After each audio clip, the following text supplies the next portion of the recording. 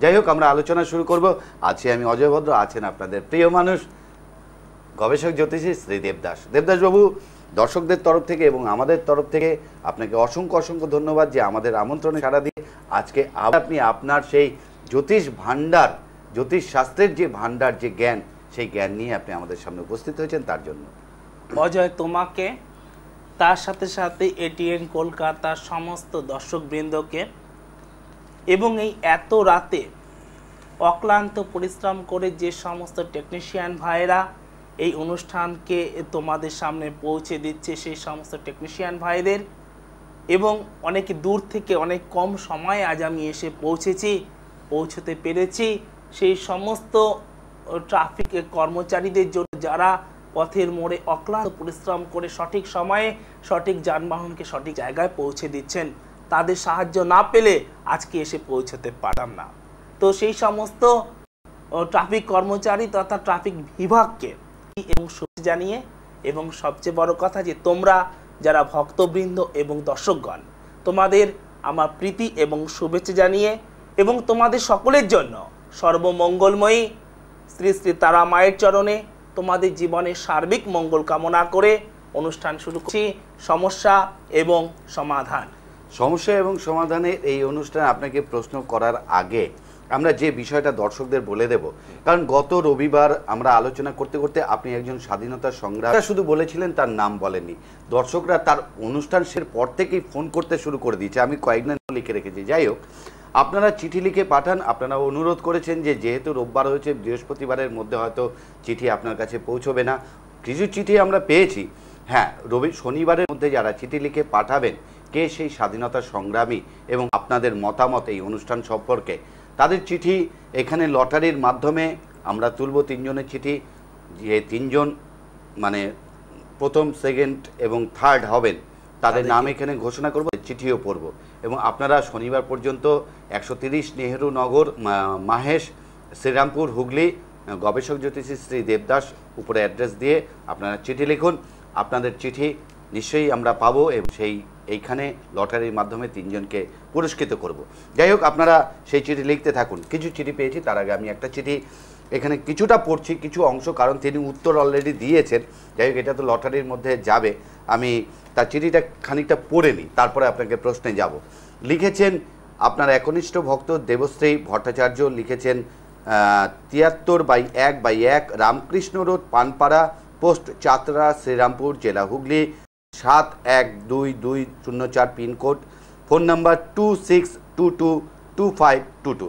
তিনি লিখেছেন, পুরো চিঠিটা আমি পড়ছি না, কারণ এখানে উত্তর দেওয়া আছে বলে পুরোটা পড়ছি না, এটা তো লটারির মধ্যে যাবে। শ্রী শ্রী তারামা সহায়, শ্রীরামপুর, 7/3/2004।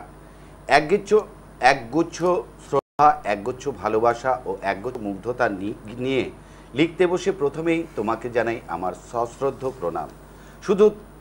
তুমি শুধুমাত্র একজন জ্যোতিষী নও, সমাজসেবী, মানব দরদী, জনকল্যাণকারী তথা গবেষক রাজজ্যোতিষী শ্রী দেবদাস। তোমার কথায়, ব্যবহারে, স্নিগ্ধ দৃষ্টিতে আমাদের তথা জ্যোতিষ অনুরাগীকে তুমি মুগ্ধ করে চলেছ। জ্যোতিষ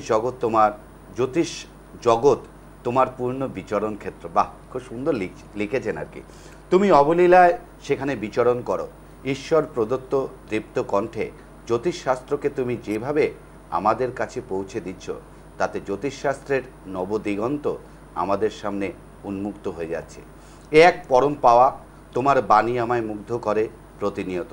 সেই মুগ্ধতার রেশ টেনেই আজ তোমায় লিখতে বসা। শ্রদ্ধেয় শ্রীযুক্ত দেবদাস বাবু, প্রথমেই জানাই যে আপনি আমার ভক্তিপূর্ণ প্রণাম গ্রহণ করবেন। এত শরীর খারাপ সত্ত্বেও যে আপনি সকলের আনে সাড়া দিয়ে এটিএন কলকাতা টিভি মিডিয়াতে লাইভ ফোন ইন প্রোগ্রাম করলেন, তা বোধহয় আপনার পক্ষেই সম্ভব। এর জন্য আপনাকে অসংখ্য ধন্যবাদ। আমি আপনার অত্যন্ত বড় একজন অনুরাগী। আপনার কোনো অনুষ্ঠান আমি বাদ দিই না।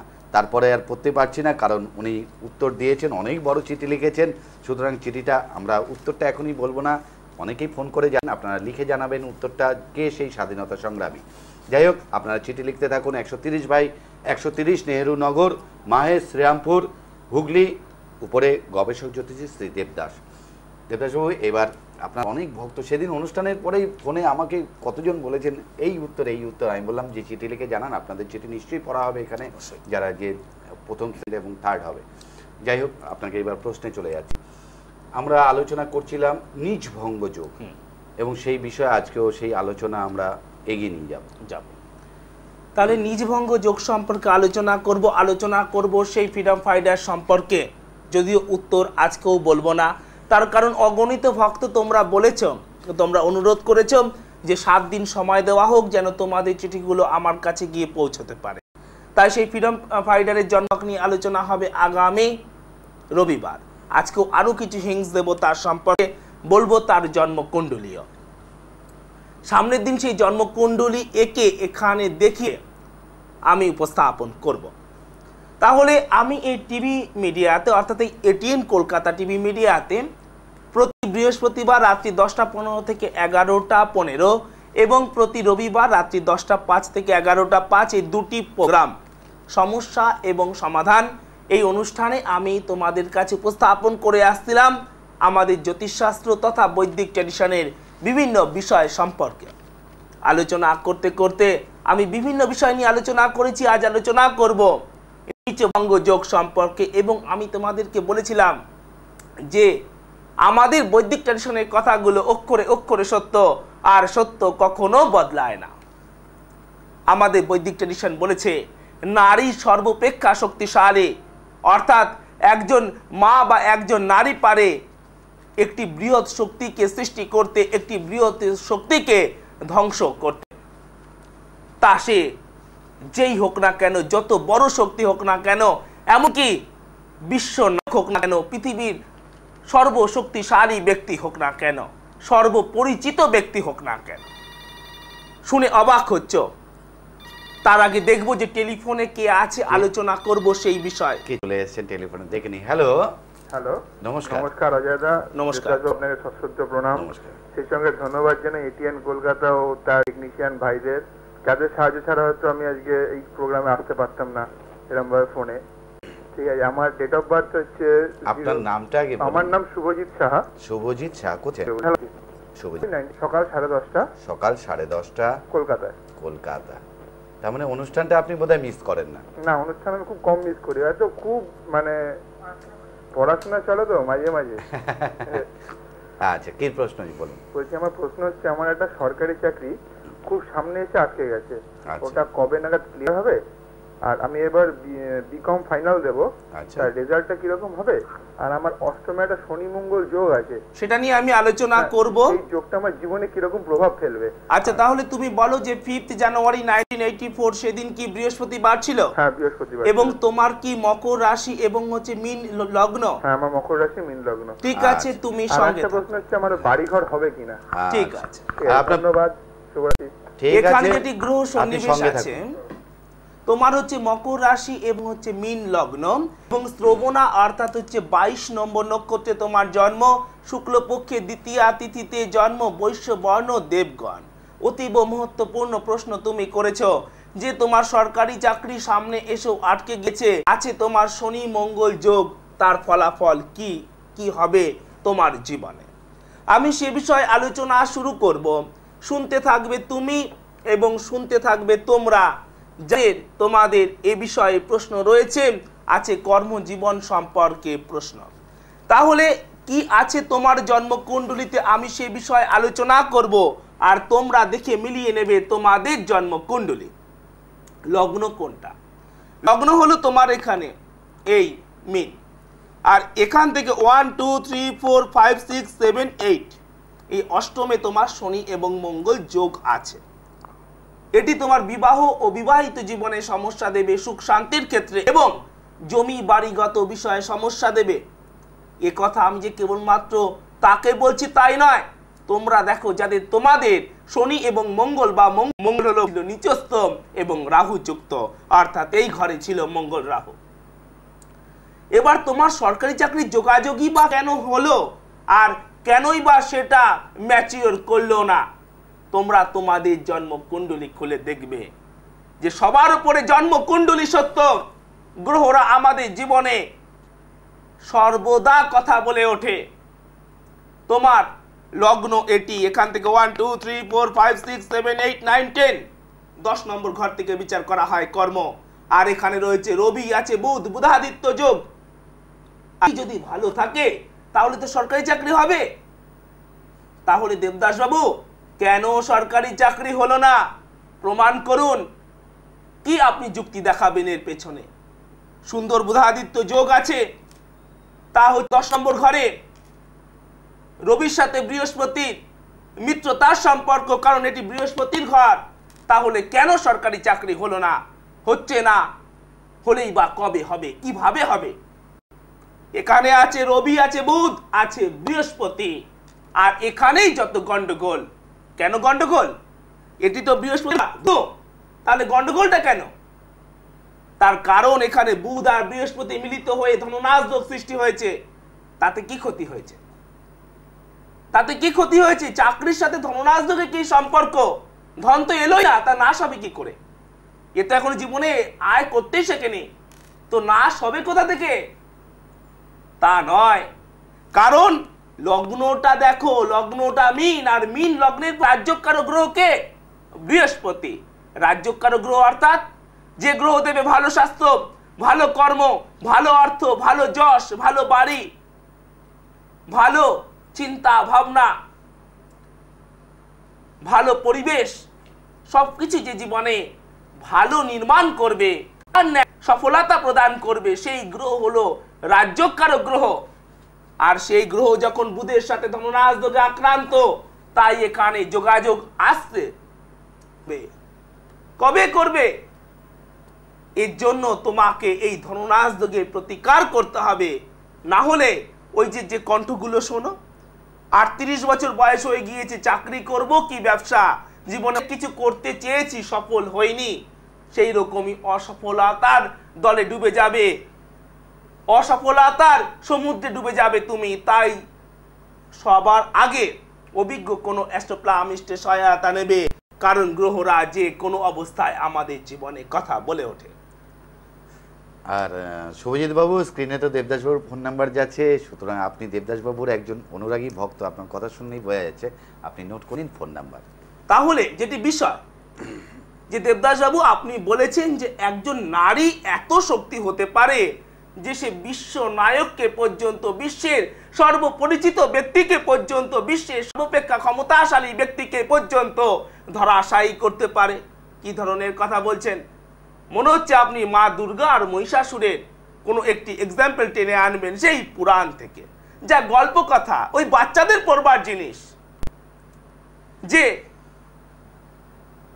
যখন দুর্গা সৃষ্টি হলেন, তখন তিনি যখন মহিষাসুরকে দমন করতে গেলেন, যে মহিষাসুর আমাদের এই ত্রিভুবনকে পাপে অত্যাচারে জর্জরিত করে রেখেছিল, তখন মহিষাসুর, সেই অহংকারী মহিষাসুর অন্ধ হয়ে দুর্গাকে বলেছিলেন যে ব্রহ্মা বলে বলিয়ান আমি মহিষাসুর, মুষ্টিঘাতে করি আমি পর্বতমালা চূর্ণ, সামান্য নারী মোর অনুসাদ তব, আজি ভস্য সমতরে উড়াইব আকাশে। শেষে আকাশে কে উড়েছিল ভস্য সম? সে কাহিনী তোমরা জানো, যে মা দুর্গা একজন নারী হয়ে সে মহিষাসুরকে বধ করেছিলেন। এ তো গেল পুরাণের কথা। কিন্তু আজকের যুগে যে নারী এতটাই শক্তিশালী, আপনি কি তা প্রমাণ করতে পারবেন? আপনি বলেছেন যে বিশ্ব নায়ককে, বিশ্বের সর্বাপেক্ষা পরিচিত ব্যক্তিকেও নারী ধরাশায়ী করতে পারে। অতীব মহত্বপূর্ণ বিষয়। তাহলে উপস্থাপন করুন, ভুলে যাবেন না। আপনি এই মুহূর্তে হট সিটে বসে আছেন, বলবেন না যে বলবো, তার আগে নেব একটি বিজ্ঞাপনী বিরতি। কোনো বিজ্ঞাপনী বিরতির জায়গা নেই, এটি লাইভ প্রোগ্রাম। কিভাবে প্রমাণ করা যাবে আমাদের বৈদিক ট্র্যাডিশনের সত্যতা যে নারী এত শক্তিশালী? সে যুগে মহিষাসুর থেকে শুরু করে, সে যুগে দেবী দুর্গা থেকে শুরু করে আজকে বিল ক্লিন্টনের নাম তো তোমরা প্রত্যেকেই শুনেছ, যে তিনি কিভাবে জর্জরিত হয়েছে এবং মনিকা লিওনাসকে কিভাবে তাকে ধরাশায়ী করেছেন। আমি মহিষাসুরের সাথে বিল ক্লিনটনের কোনো প্রকার তুলনা করছি না, আমি তুলনা করছি নারীর শক্তির সাথে, দেবী দুর্গার শক্তির সাথে বর্তমান নারী। যে তোমরা সেই কথা দেখেছ যে বিশ্বের সর্বাপেক্ষা পরিচিত ব্যক্তি, বিশ্বনায়ক, তিনি ধরাশায়ী হয়ে গেলেন, তার পদ থেকে তিনি ক্ষমতাচ্যুত হয়ে পড়লেন। এ কথা আমি বলছি কি? এ কথা আমি বলছি না, এ কথা বলছে বর্তমান, এ কথা বলছে ইতিহাস। তাহলে আমরা দেখলাম যে একজন নারী পারে যে কোনো প্রকার শক্তিকে ধরাশায়ী করতে। তাহলে তা আজ থেকে হাজার হাজার বছর আগেও সত্য ছিল, আর আজকেও সত্য, তা ইন্ডিয়াতেও সত্য, তা আমেরিকাতেও সত্য। আর কি বলেছে আমাদের শাস্ত্র? যে শুভ কার্য সর্বদা শুভ, আর অশুভ কার্য সর্বদা অশুভ। হর বুরাই কা আঞ্জাম হ্যায় বুরা। প্রত্যেকটি অশুভ কার্যের ফলাফল অশুভ।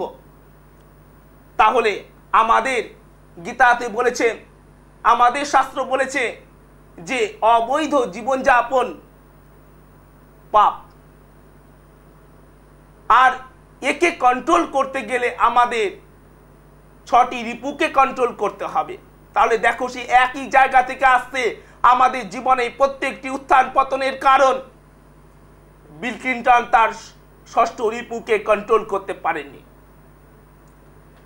তার ফলে তিনি অবৈধ সংযোগ করেছিলেন। এ হলো 1 নম্বর অন্যায় বা পাপ। তার আঞ্জাম, তার ফলাফল পাপই হবে। প্রত্যেকটি পাপের ফলাফল পাপই হয়ে থাকে। তিনি অবৈধ সংযোগ করেছেন, অবৈধ সম্পর্ক গড়ে তুলেছেন। তারপরে তিনি আবার লোক সম্মুখে তা অস্বীকার করেছেন, তিনি মিথ্যে বলেছেন। এ হলো তার 2 নম্বর পাপ। ঠিক যেমন খুনি প্রথমে খুন করে, তারপরে সেই দেহকে সেই গোপন করে, 2 নম্বর পাপ। এবং সেই ফল, 1 নম্বর পাপের ফলের আমরা পেলাম যে সে মিথ্যে বলল, আর এই 2 নম্বর পাপের ফল সে ক্ষমতাচ্যুত হলো। মানুষ তার উপর বিশ্বাস হারালো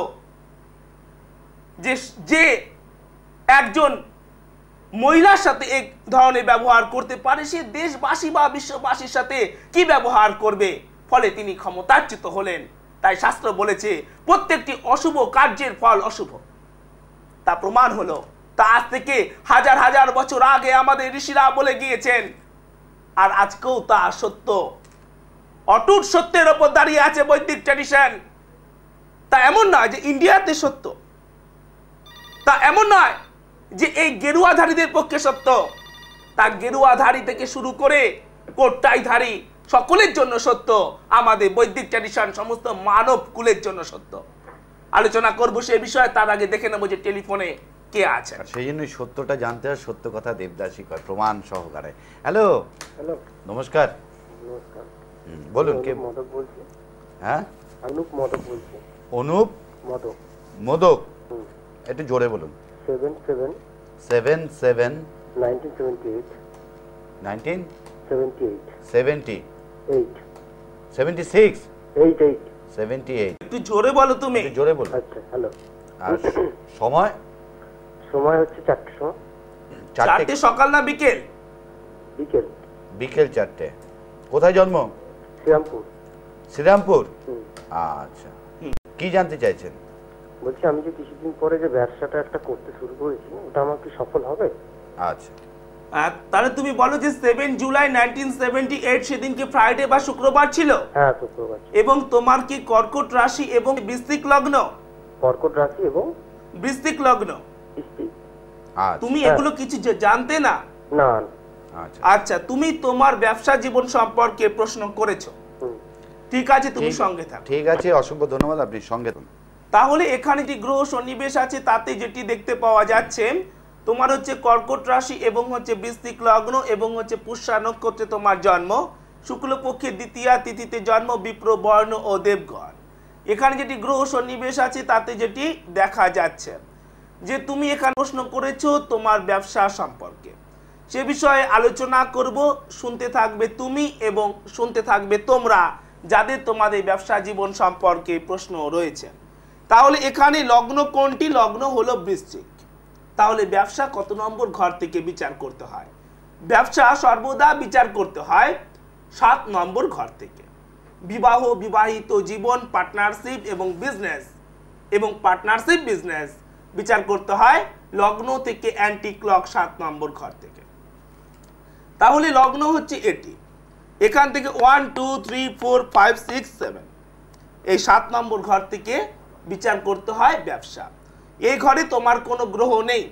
তোমরা তোমাদের জন্মকুণ্ডলী খুলে দেখবে যে তোমাদের জ্ঞান কিরকম আছে। তাহলে এই ঘরটি বৃষ, এর মালিক কে? এর মালিক শুক্র। তাহলে দেখতে হবে যে শুক্র কোথায় কিভাবে বসে রয়েছে। তাহলে সে আছে 8 9 10 নম্বর ঘরে, কিন্তু এখানে আছে শুক্র মঙ্গল শনি। সেই শনি মঙ্গল বিষ যোগের মধ্যে পড়ে গিয়েছে শুক্র। সুতরাং সেই ক্ষেত্রে শুক্রের প্রতিকার করতে হবে শনি মঙ্গল বিষ যোগের প্রতিকার। কারণ যে কোনো বীজযোগ যদি আমাদের জন্মকুণ্ডলিতে থাকে তাহলে তা আমাদের জীবনকে বিষময় করে তুলবে, যে কোনো প্রকার বীজযোগ। তাই আমাদের শাস্ত্রকারগণ এই যোগে নাম দিয়েছেন বীজযোগ, যে যোগ আমাদের জীবনকে বিষময় করে তুলবে। কিন্তু মানুষ সেদিকে ভ্রুক্ষেপ করে না, যেমন সে করেনি, সে আজ পর্যন্ত কুণ্ডলী বানায়নি। আর এই কুণ্ডলী না দেখবার কারণ হতে পারে অত্যন্ত ভয়াবহ। এটি আমি ছাপাইনি, তোমরা যদি ক্লোজ ফ্রেমে এটি হয়তো বা দেখতে পাচ্ছ কি আছে লেখা, এটি আমি ছাপাইনি। আজকে বর্তমান পেপারে এটি প্রকাশ হয়েছে। এখানে লেখা রয়েছে মাধ্যমিক পরীক্ষার্থী আত্মঘাতী, যার বাবা মা এই সন্তানকে হারিয়েছে, সে পড়ার ঘরে গলায় দড়ি দিয়ে ঝুলে গিয়েছে, হ্যাং করে গেছে। এ কাহিনী আমি লিখিনি। এরকম কাহিনী প্রতিদিন আমাদের পেপারে বেরোয়, প্রতিদিন আমরা মিডিয়াতে দেখি। দুর্ঘটনা একদিন ঘটে, আর যে দুর্ঘটনা ঘটে গিয়েছে কেউ ফিরিয়ে আনতে পারবে না। এ ফল হচ্ছে চন্দ্র শনি বীজযোগের। চন্দ্র জন্মকুণ্ডলিতে খারাপ অবস্থায় থাকলে মানুষ আত্মহত্যা করে, এটি পরীক্ষিত সত্য। আজ পর্যন্ত যত মানুষ আত্মহত্যা করেছে দেখা গিয়েছে তাদের জন্মকুণ্ডলিতে চন্দ্র খারাপ অবস্থায় আছে। কারণ চন্দ্র আমাদের মনকে কন্ট্রোল করে, আর এই মনকে বিষাদময় করে তোলে রাহু বা শনি। তাই যেন বিষ যোগের ফল এইভাবে জীবনকে বিষময় না করে তোলে, সেজন্য আগে থেকে গ্রহ প্রোটেকশন নেবে তোমাদের জীবনে এবং তোমাদের সন্তানের জীবনের। কারণ দুর্ঘটনা একদিনই ঘটে, আর দুর্ঘটনার ক্ষতিপূরণ আমরা সারা জীবনও করতে পারি না। ঠিকই বলেছেন। আবার আরেকটি খবর আজকে বেরিয়েছে, কাগজ কুড়িয়ে জীবিকা নির্বাহ করে সে 7,500 টাকা পেয়েছিল, তুলে দিয়েছে। এটাও গ্রহরাগ করায় মানুষের সততা। যাই হোক, দেখে নিই কে আছেন। হ্যালো। নমস্কার। নমস্কার, দেবাশিস বলছি হাওড়া থেকে। দেবাশিস হাওড়া থেকে। দেবাশিস কে? দেবাশিস শেঠ। শেঠ, হ্যাঁ বলুন। প্রথমে নমস্কার জানাই রেদবাবুকে। দাদা ভাই আপনাকে নমস্কার। আপনাকেও নমস্কার আমরা জানাইছি। বলুন। দিন পর মানে ট্রাই করে অনেকদিন পর আমি পেলাম আপনাকে। আচ্ছা। আর আমার ডেট অফ বার্থ হচ্ছে, হ্যাঁ বলুন, 2nd নভেম্বর 1974। সময় সকাল 11টা 5 মিনিট। সকাল 11টা 5 মিনিট। হ্যাঁ, হাওড়া। আচ্ছা, কি জানতে চাইছেন? চাকরির ব্যাপার, মানে চাকরি আমি করছি। চাকরি করছেন? হ্যাঁ, কিন্তু সেভাবে জব স্যাটিসফ্যাকশনটা থাকছে না। তুমি একটু জোরে বলবে। হ্যাঁ। তুমি চাকরি করছো কিন্তু তুমি জব স্যাটিসফ্যাকশন পাচ্ছ না। হ্যাঁ। আর বলো। আর মানে চাকরির বেটারমেন্টটা মেন। আর বিবাহ স্থানটা একটু বলবে। তুমি তোমার কর্মজীবন এবং বিবাহিত জীবন সম্পর্কে প্রশ্ন করতে চাও, তাহলে তুমি বলো যে 2nd নভেম্বর 1974 সেদিন কি স্যাটারডে বা শনিবার ছিল? এবং হচ্ছে তোমার কি বৃষ রাশি এবং হচ্ছে ধনু লগ্ন? হ্যাঁ। ঠিক আছে, তুমি সঙ্গে থাকো। ঠিক আছে দেবাশিস বাবু, অসংখ্য ধন্যবাদ ফোন করার জন্য। তাহলে এখানে যেটি গ্রহ সন্নিবেশ দেখতে পাওয়া যাচ্ছে, তোমার হচ্ছে বৃষ রাশি এবং হচ্ছে ধনু লগ্ন রোহিণী, অর্থাৎ হচ্ছে 4 নম্বর নক্ষত্রে তোমার জন্ম এবং কৃষ্ণপক্ষের তৃতীয়া তিথিতে জন্ম, বৈশ্য বর্ণ ও নরগণ। এখানে যেটি গ্রহ সন্নিবেশ আছে তাতে যেটি দেখা যাচ্ছে, তুমি এখানে প্রশ্ন করেছো যে তুমি স্যাটিসফ্যাকশন পাচ্ছ না। আমি রিপিট করেছি। কেন রিপিট করেছি? আমি কি একবারে শুনিনি যে তুমি কি বলেছো? আমি তো শুনেছি, কিন্তু তোমরা যারা অধীর আগ্রহে হ্যান্ডসেটটা কানে নিয়ে রিডায়াল করে চলেছো, তোমরা যেন শুনতে পারো, আমি সেজন্য আবার রিপিট করেছি যে কি বলছো তুমি? তুমি কি স্যাটিসফ্যাকশন পাচ্ছ না তাই বলছো? বলছে হ্যাঁ, আমি তাই বলছি। কেন স্যাটিসফ্যাকশন পাচ্ছে না? ৭৪ সালে জন্ম, আজকে 30 বছর বয়স হয়ে গেল, কেউ তো 25 বছর বয়সেই জব স্যাটিসফ্যাকশন পেয়ে গিয়েছে, সে কেন পাচ্ছে না? আরো একবার দেখব যে গ্রহরা কিভাবে আমাদের জীবনে কথা বলে ওঠে, অক্ষরে অক্ষরে কথা বলে ওঠে। লগ্ন কোনটি? তোমরা তোমাদের জন্মকুণ্ডলী খুলে দেখবে, যেন তোমাদের জন্মকুণ্ডলীতে ওই রকম দুর্ঘটনা না ঘটে যায়, যেন তোমাদের হেডলাইন না হতে হয়।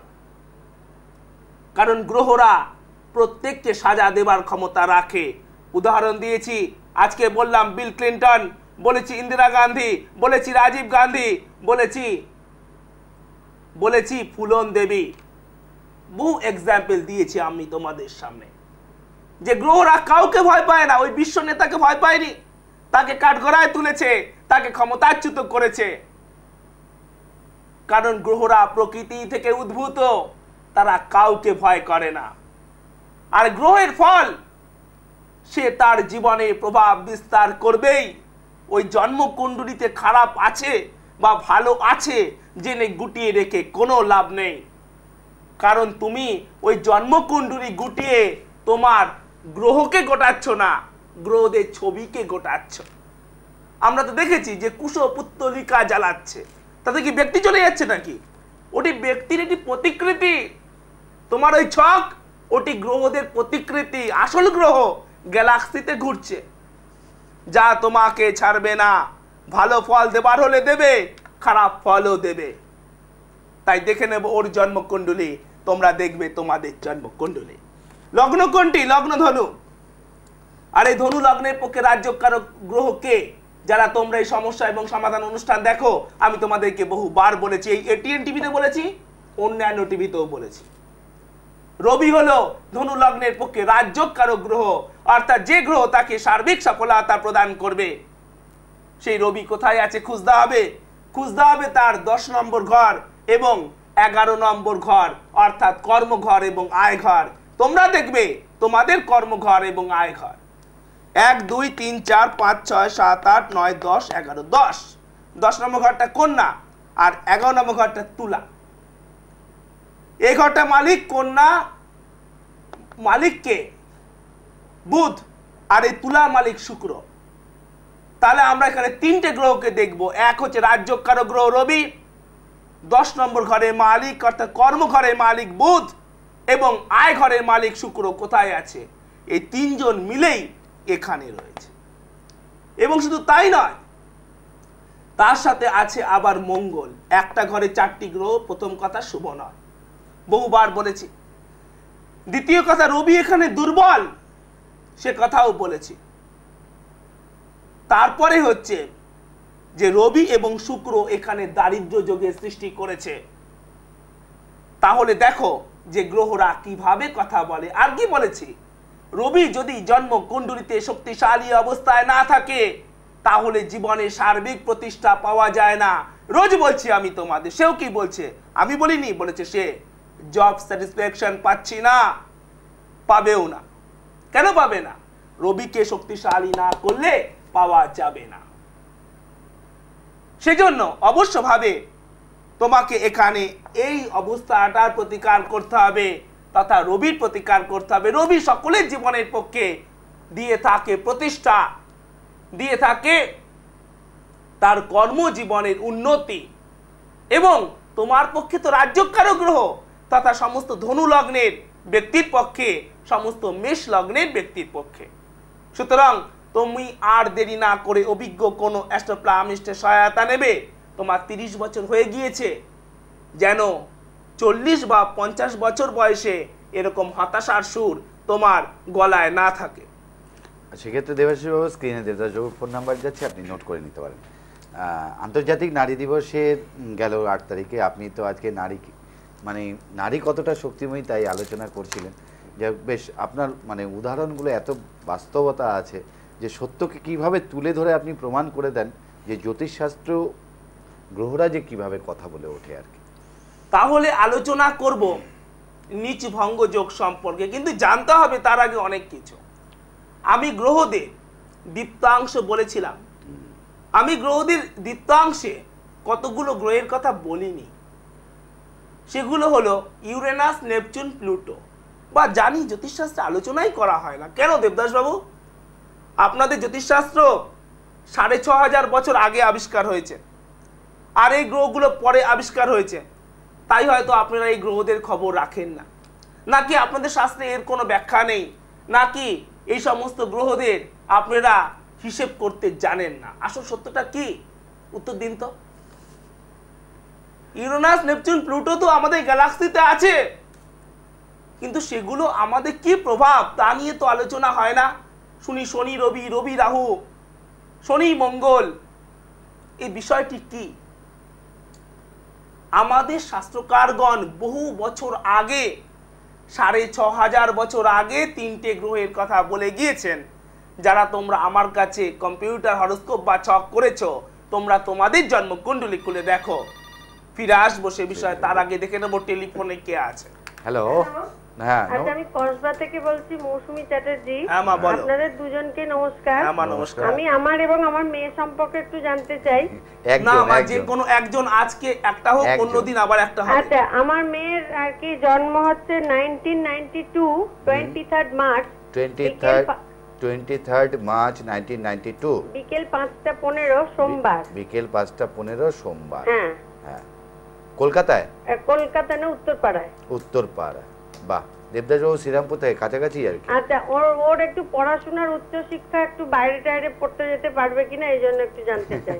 আচ্ছা মা, তুমি বলো যে 23 মার্চ 1992 সেদিন কি সোমবার ছিল? হ্যাঁ, সোমবার। এবং ওর কি বৃশ্চিক রাশি এবং হচ্ছে কন্যা লগ্ন? হ্যাঁ। সঙ্গে থাকো। ঠিক আছে, আপনি সঙ্গে থাকুন। আর অনুষ্ঠানটা তাহলে এখানে যেটি গ্রহ অবস্থান রয়েছে তাতে যেটি দেখতে পাওয়া যাচ্ছে, ওর হচ্ছে বৃশ্চিক রাশি এবং হচ্ছে কন্যা লগ্ন। অনুরাধা অর্থাৎ হচ্ছে 17 নম্বর নক্ষত্রে ওর জন্ম, এবং কৃষ্ণপক্ষে ষষ্ঠী তিথিতে জন্ম, বিপ্র বর্ণ ও দেবগণ।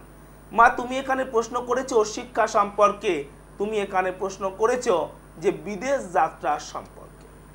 এই বিদেশ মানুষ কিভাবে যেতে পারে বহুবার বলেছি। বিদেশ যাত্রা যোগ নিয়ে আলোচনা করেছি, আবার সংক্ষেপেও বলেছি। তাহলে দেখব ওর শিক্ষা, দেখব ওর উচ্চ শিক্ষা, এবং দেখব যে বিদেশ যাত্রা তোমরা দেখবে তোমাদের জন্ম কুণ্ডলিতে। লগ্ন কোনটি? লগ্ন হচ্ছে ওর এই কন্যা। তাহলে এখান থেকে 1 2 3 4 4 নম্বর ঘর থেকে সাধারণ শিক্ষা, এবং 5 6 7 8 9 9 নম্বর ঘর থেকে উচ্চ শিক্ষা। তাহলে 9 নম্বর ঘরটা মালিক হলো শুক্র, এটি বৃষ, এর মালিক শুক্র, তথা এই কন্যা লগ্নের পক্ষে রাজ্যকারক গ্রহ শুক্র। তাহলে খুঁজে বের করতে হবে শুক্র জন্ম কুণ্ডলিতে কোথায় আছে, ওর উচ্চ শিক্ষা হবে কি না। তাহলে শুক্র আছে 1 2 3 4 5 6, এই 6 নম্বর ঘরে পড়ে গিয়েছে শুক্র। আর 6 নম্বর ঘরে গ্রহগুলো খুব ভালো ফল দেয় না। রাহু এবং কেতু যদি 6 নম্বর ঘরে থাকে, 6 8 বা 12 নম্বর ঘরে, তাহলে মানুষের বিদেশ যাত্রা হয়। তাহলে ওর বিদেশে গিয়ে শিক্ষা সম্ভব নয়, কিন্তু বিদেশ যাত্রা জীবনে সম্ভব হবে দুবার, তা বলে তার শিক্ষার জন্য নয়। আর এখানে উচ্চ শিক্ষার জন্য এখানে শুক্রকে বলবান করতে হবে, কারণ শুক্র জন্ম কুণ্ডলিতে ভালো অবস্থাতে নেই। তাহলে যে বিষয়টি নিয়ে আলোচনা করব, নিচে ভঙ্গ যোগ জানতে গেলে অনেক কিছু জেনে নিতে হবে। ঠিক যেরকম ত্রিভুজ সম্পর্কে আলোচনা করতে গেলে সরলরেখাকে জেনে নিতে হবে যে কোনটি সরল রেখা। যদি আমরা জিওমেট্রি জানতে চাই তাহলে আমাদেরকে জানতে হবে সার্কেল, বৃত্ত, জানতে হবে ত্রিভুজ, জানতে হবে চতুর্ভুজ, না হলে আমরা জিওমেট্রিকে জানতে পারবো না। তাই এই ছোট ছোট বিষয়গুলোকে আগে জানতে হবে নিচ ভঙ্গ যোগ সম্পর্কে জানতে গেলে, যা জ্যোতিষশাস্ত্রে অতীব মহত্বপূর্ণ একটি অধ্যায়। বহু প্রশ্নের উত্তর বেরিয়ে আসে এই নিচ ভঙ্গ যোগ থেকে। বহু প্রশ্নের উত্তর বেরিয়ে আসে নিচে ভঙ্গ যোগ থেকে। তাহলে এই ইউরেনাস, নেপচুন এবং প্লুটোর কোনো ব্যাখ্যা থাকে না কেন? তারা কি মানব জীবনে কোনো প্রভাব বিস্তার করে না? আমি এর আগে অল্প বিস্তর আলোচনা করেছিলাম, আজ আরো আলোচনা করব। আমাদের শাস্ত্রকারগণ বহু বছর আগে, 6500 বছর আগে, বরুণ, ইন্দ্র এবং রুদ্র বলে তিনটি গ্রহের কথা উল্লেখ করেছেন। বরুণ, ইন্দ্র, রুদ্র, বা ইন্দ্র, বরুণ, রুদ্র। ইন্দ্র মানে ইউরেনাস, বরুণ মানে নেপচুন এবং রুদ্র মানে প্লুটো। কিন্তু তারা বলেছেন যে মানব জীবনে এরা প্রভাব বিস্তার করে না সরাসরি, বা সরাসরি প্রভাব বিস্তার করে না। অর্থাৎ তাহলে কিভাবে প্রভাব বিস্তার করে, নাকি আদৌ করে না? আর সরাসরি বা করে না কেন? রবি ছাড়া জীবন অন্ধকার হয়ে যায়, মানুষের জন্মকুণ্ডলীতে চন্দ্র খারাপ সে আত্মহত্যা করে ফেলে, বা তার মধ্যে মানসিক বিকৃতি দেখা দেয়। আর এই সমস্ত গ্রহ কি কোনোই প্রভাব বিস্তার করে না? পৃথিবীর 272 বছর ইজ ইকুয়াল টু ইউরেনাসের 1 বছর। অবস্থা বোঝো, পৃথিবী সূর্যের চারদিকে 272 বার ঘুরে আসবে, তবে ইউরেনাস সূর্যকে একবার প্রদক্ষিণ করে। 272 বছর তো আমরা বাঁচি না। তাহলে নেপচুন এবং প্লুটোর বয়স আরো অনেক বেশি। সেসব হিসেব নিয়ে কথা বলতে গেলে নিচেভঙ্গ যোগটা বা জ্যোতিষশাস্ত্র নিয়ে বেশি দূর এগোতে পারবো না। সত্যি আপনার মানে এত সুন্দর জ্ঞানের পরিধি। তাহলে এক কথায় যে আমরা 284 বছর বাঁচি না, ক বছর বাঁচবো? 60, 70, 80, 90, বা বিংশোত্তরী দশা সিস্টেম অনুযায়ী, অ্যাজ পার বিংশোত্তরী সিস্টেম 120 বছর। মানুষের জীবনকে 120 বছর ধরে হিসেব করা হয়েছে।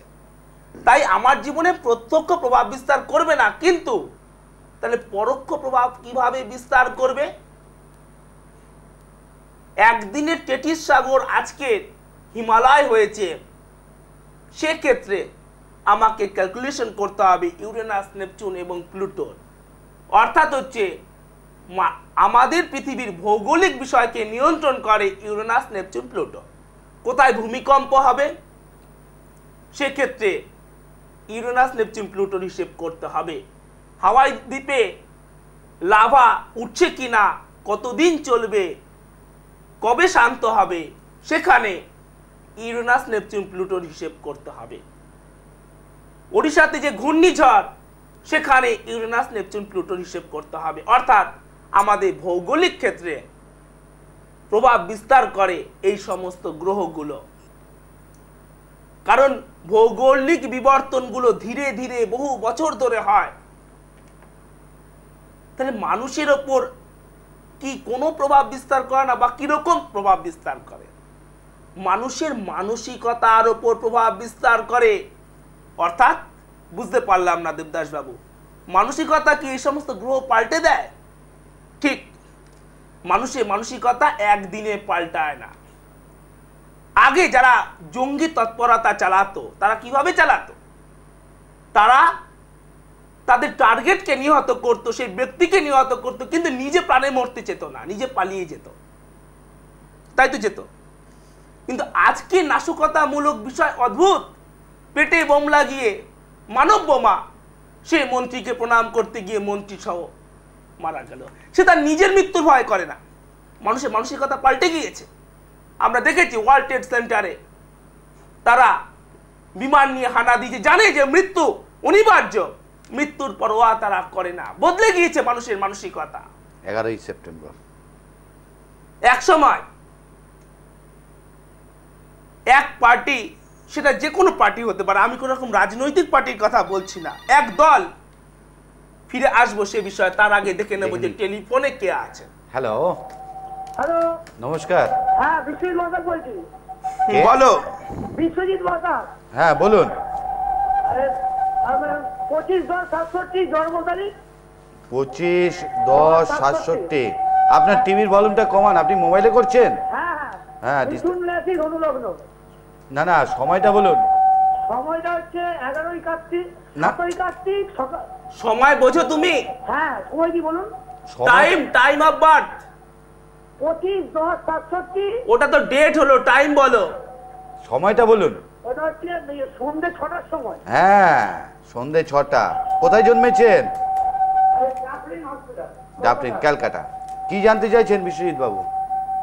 আমি একটু ব্যবসা সম্বন্ধে আচ্ছা, আচ্ছা তুমি বলো যে 25শে অক্টোবর 1967 সেদিন কি বুধবার ছিল? হ্যাঁ হ্যাঁ, বুধবার, 7ই কার্তিক। এবং তোমার হচ্ছে মিথুন রাশি এবং হচ্ছে মেষ লগ্ন। ধনু লগ্ন বলেছিলেন একজন। না না, কি করে হয়? আবার বলছি, সন্ধে 6টায় তোমার জন্ম। হ্যালো। সন্ধ্যে 6টায়। হ্যাঁ হ্যাঁ, ঠিক আছে, তুমি সঙ্গে থাকো। ঠিক আছে। তাহলে এখানে যেটি গ্রহ ডিস্টার্ব হচ্ছে, মোবাইল থেকে করছেন, তাহলে এখানে যেটি গ্রহ সন্নিবেশ আছে তাতে যেটি দেখা যাচ্ছে যে তোমার হচ্ছে মিথুন রাশি এবং হচ্ছে মেষ লগ্ন এবং হচ্ছে পুনর্বসু নক্ষত্রে তোমার জন্ম এবং হচ্ছে কৃষ্ণপক্ষের সপ্তমী তিথিতে জন্ম, শূদ্র বর্ণ ও দেবগণ। এখানে যেটি গ্রহ সন্নিবেশ আছে তাতে যেটি দেখা যাচ্ছে, তুমি এখানে প্রশ্ন করেছো তোমার ব্যবসা সম্পর্কে, সেখানে যথেষ্ট সমস্যা থাকবে তোমার ব্যবসা জীবনে। কেন? কারণ তোমার লগ্ন যেটা সেটা হচ্ছে মেষ এবং এখান থেকে 1 2 3 4 5 6 7 এখানে আছে রবি বুধ কেতু এবং এখানে আছে রাহু দৃষ্টি গিয়ে রবির ওপর পড়ছে এবং এই মেষ লগ্নের পক্ষে রাজ্যকারক গ্রহ রবি, যে গ্রহ দেবে সার্বিক সফলতা, তাই সেক্ষেত্রে সমস্যা থাকবে এবং তোমার জীবনে উন্নতির জন্য এখানে দরকার রবি রাহু গ্রহণযোগের প্রতিকার। রবিকে তুমি শক্তিশালী করো, কারণ রবিকে শক্তিশালী না করলে সফলতা পাওয়া যাবে না। তাহলে আমি যে বিষয় নিয়ে আলোচনা করছিলাম যে ইউরেনাস নেপচুন প্লুটো, আরো ডিটেলস আলোচনা করা যায়, তবু নিচ ভঙ্গ যোগের জন্য যতটুকু দরকার আমি ততটুকুই বলছি যে মানুষের মানসিকতাকে পাল্টে দেয়। আগে এক শ্রেণী বা একটি দল আরেকটি দলের লিডারকে আক্রমণ করত, আজকে কিন্তু তা করে না। কারণ যদি অপোজিশন পার্টির লিডারে, সেটা কিন্তু রাজনৈতিক পার্টি নয়, যে কোনো দল হতে পারে, যদি কোনো প্রকার ক্ষতি হয়ে যায় তাহলে সম্পূর্ণ পাবলিক সিম্প্যাথি এসে পড়বে যে দলের ক্ষতি হবে সেই দলে, ফলে সে দল অধিকভাবে জনসমর্থন তথা যদি রাজনৈতিক পার্টি হয় তবে সে ভোট পাবে। সুতরাং এখন এক দল আরেক দলের ওপর সবচেয়ে বেশি কড়া নজর রাখে যেন সে দলের কোনো ক্ষতি না হয়ে যায়। এটি মানুষের মানসিকতার পরিবর্তন। আগে কোনো একটি দলের যদি টপ লিডারের কোনো ক্ষতি হতো তাহলে সন্দেহের তীরটা গিয়ে পড়তো অপোজিশন পার্টির ওপর, আজকাল তা পড়ে না। আজ যদি কোনো একটি দলের টপ লিডারের কোনো ক্ষতি হয়ে যায় তাহলে সন্দেহের তীরটা এসে দাঁড়ায় তার পার্টির সেকেন্ড লিডারের ওপর। কেন? কারণ টপ লিডারের যদি কোনো ক্ষতি হয়ে যায় বা যেটা মৃত্যু হয়ে যায় তাহলে পাবলিক সিম্প্যাথি এসে পড়বে সেই দলের ওপর, আর এই লিডার না থাকলে সেকেন্ড লিডার টপ লিডার হয়ে সে রাজ করবে, তার রাজনৈতিক পার্টি হতে পারে বা অরাজনৈতিক পার্টি। অর্থাৎ মানুষের মানসিকতার পার্থক্য ঘটে গিয়েছে। আগে যে কোনো ভিআইপি কে প্রোটেকশন দেওয়া ছিল অতীব সোজা, কারণ সে যে আততায় সে তার নিজের প্রাণকে রক্ষা করতে চাইতো। আজ আর কেউ নিজের প্রাণকে রক্ষা করতে চায় না, কিছু ঘটে যেতে পারে। এই যে মানুষের যে মানসিকতার পার্থক্য, সেই পার্থক্য ঘটিয়ে থাকে আমাদের জীবনে ইউরেনাস নেপচুন প্লুটো, যা একদিনে পাল্টায় না। এই মানসিকতা একদিনে পাল্টায়নি, পাল্টেছে যুগ যুগ ধরে, বছর বছর ধরে। সে বিষয়ে আলোচনা করব। তাই এদের প্রভাব আছে, কিন্তু আমাদের মানব জীবনে 2 4 10 বছর এরা প্রভাব বিস্তার করতে পারে না। এরা সমগ্র জাতির উপর প্রভাব বিস্তার করে। একটা জাতির উত্থান পতন, একটা রাজ্যের, একটা দেশের মানসিকতা নিয়ন্ত্রণ করে থাকে ইউরেনাস নেপচুন প্লুটো। তাহলে বিষয় হচ্ছে নিচ ভঙ্গ যোগ। সেই নিচ ভঙ্গ যোগ নিয়ে আলোচনা করব সেই বিখ্যাত ফ্রিডম ফাইটারের যে বিষয়টি আমি তোমাদের বলেছিলাম যে আমি এই টিভি মিডিয়াতে প্রমাণ করব যে রবি ছাড়া সফলতা পাওয়া যায় না। কিরকম সফলতা? যা তোমার অ্যাম্বিশন, তা তুমি যত বড় ফ্রিডম ফাইটার হও বা তুমি দেশের বিখ্যাত সায়েন্টিস্ট। তুমি যে অ্যাম্বিশনে এগিয়ে যাবে, সেই অ্যাম্বিশনে তুমি তখনই সফল হতে পারবে যদি তোমার জন্মকুণ্ডলিতে রবি ভালো অবস্থায় থাকে। আমাদের সেই গর্ব, আমাদের সেই সম্পদ, সেই বিখ্যাত ফ্রিডম ফাইটারের নাম তোমরা লিখে পাঠাবে, যিনি আমাদের স্বাধীনতা সংগ্রামে অহিংসার পথ ছেড়ে সশস্ত্র সংগ্রামের পথ বেছে নিয়েছিলেন। কেন বেছে নিয়েছিলেন সেই গ্রহগত অবস্থান আমি আলোচনা করব, তার ছকটি আজকে বলছি। সামনের দিন আমি একে তৈরি করে আনবো, আলোচনা করব, তোমরা আমাকে লিখে পাঠাবে। যা লগ্ন মেষ এবং তার এখানে তার বৃষতে আছে মঙ্গল, এইখানে কোনো গ্রহ নেই, এবং তার কর্কটে এখানে আছে কেতু, এবং তার সিংহে আছে বৃহস্পতি, তার কন্যাতে আছে চন্দ্র 12 নম্বর অর্থাৎ উত্তর ফাল্গুনী নক্ষত্রে, তার তুলাতে কোনো গ্রহ নেই, তার বৃশ্চিকে আছে শনি, তার ধনুতে কোনো গ্রহ নেই, তার মকরে আছে রবি বুধ রাহু, রবি বুধ রাহু, তার কুম্ভতে আছে শুক্র, এবং মিনে কোনো গ্রহ নেই। এই যে জন্মকুণ্ডলী, এটি কার?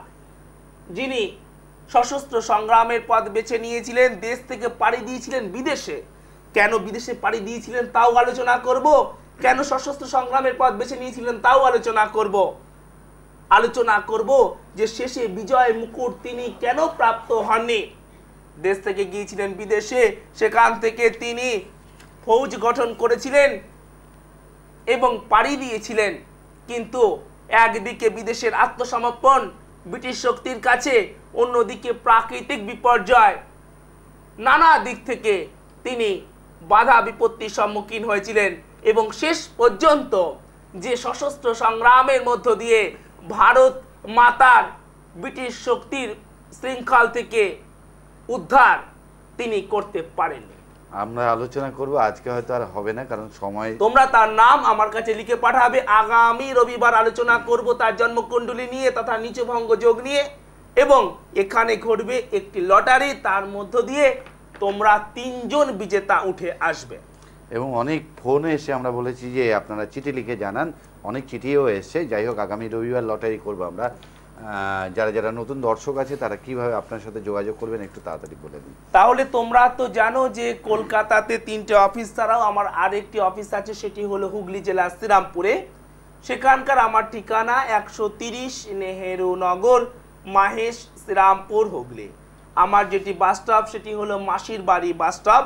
মাসির বাড়ি বাস স্টপে এসে 130 নেহেরু নগর ভাতৃসংঘ ক্লাবের পাশে। এছাড়া তোমরা আমাকে পাবে উত্তর কলকাতা শ্যামবাজারের কাছে, সেখানকার আমার চেম্বারের নাম জুপিটার, 182A আচার্য প্রফুল্লচন্দ্র রোড, ফরিয়াপুকুর বাস স্টপ। সেটি হলো ফরিয়াপুকুর বাস স্টপে এসে talkie show cinema house compound. এছাড়া তোমরা আমাকে পাবে সল্টলেকে, সেখানকার আমার চেম্বারের নাম good luck point, AE for Apple, E for eagle, AE 497 quality bus stop. সেটি হলো কোয়ালিটি বাস স্টপে এসে AE মার্কেটের দিকে ঢুকতে ডান দিকে প্রথম রাস্তায়, সেক্টর 1 সল্টলেক। এছাড়া তোমরা আমাকে পাবে বিরাটিতে, সেখানকার আমার চেম্বারের নাম Calcutta fortune guard, 289 Madhusudan Banerjee road, Siddheshwari বাজার, বিরাটি, কলকাতা 51। সেটি হলো সিদ্ধেশ্বরী কালী মায়ের মন্দিরের উল্টো দিকে ও বিরাটি মোড় ও বিরাটি স্টেশনের মধ্যবর্তী স্থানে।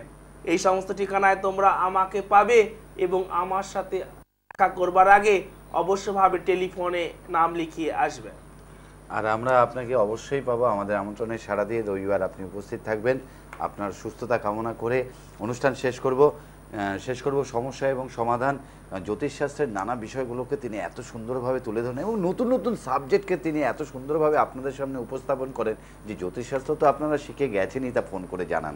যাই হোক, আপনারা অপেক্ষা করুন আগামী রবিবারের জন্য। এবং যারা চিঠি লিখে এখনও পাঠাননি, যারা ফোনে আমাদেরকে জানিয়েছেন যে এই ব্যক্তি সেই স্বাধীনতা সংগ্রামী, তারা চিঠি লিখে জানান। লটারি হবে, 3 জনের নাম এখানে লটারির মাধ্যমে উঠবে। কে পুরস্কার পাবেন সে তো তার ভাগ্যে শিখে ছিড়বে। আপনারাই জানেন এখানে যে লটারির মাধ্যমে 3 জন উঠবে তারাই। যাই হোক, আপনারা ভালো থাকুন, সুখে থাকুন, আর দেখতে থাকুন সমস্যা এবং সমাধান। আগামী রোববার ফোনও করুন, জেনে নিন এবং জানুন। শুভরাত্রি। শুভরাত্রি।